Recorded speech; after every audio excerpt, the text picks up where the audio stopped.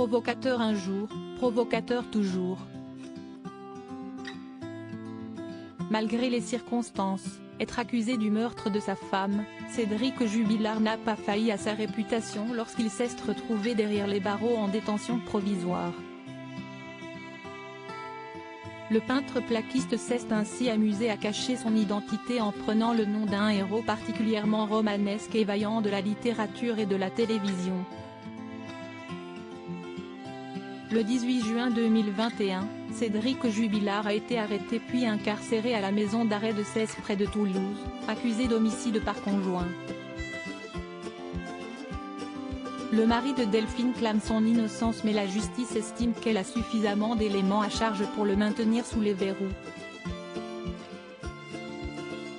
En prison, Cédric Jubilard a tenté de se forger un personnage et une réputation, dans un milieu où les égos sont nombreux et puissants. Si est ainsi qu'il s'est choisi un surnom bien particulier. En arrivant dans le quartier d'isolement du centre pénitentiaire, l'artisan de 34 ans n'a pas souhaité révéler à ses voisins de cellule son identité. L'un d'eux s'est confié à un officier de police judiciaire, le Breton, dont les propos sont rapportés dans les pages de Libération.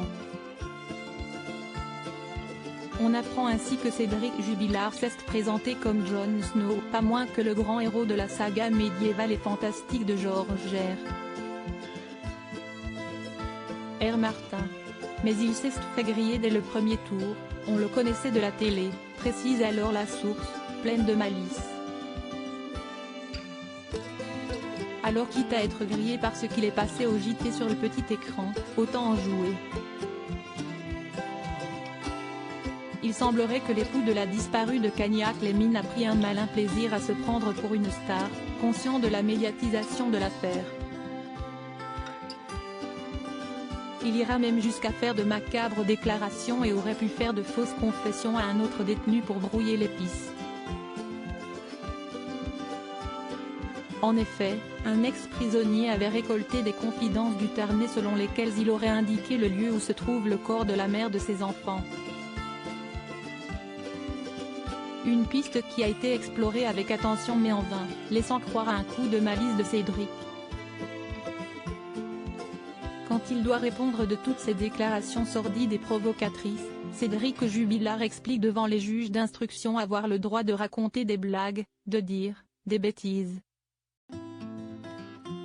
Une attitude qui illustre bien le tempérament immature, pointé par le psychiatre qui l'a analysé. Cédric Jubilard reste présumé innocent des faits qui lui sont reprochés jusqu'au jugement définitif de cette affaire.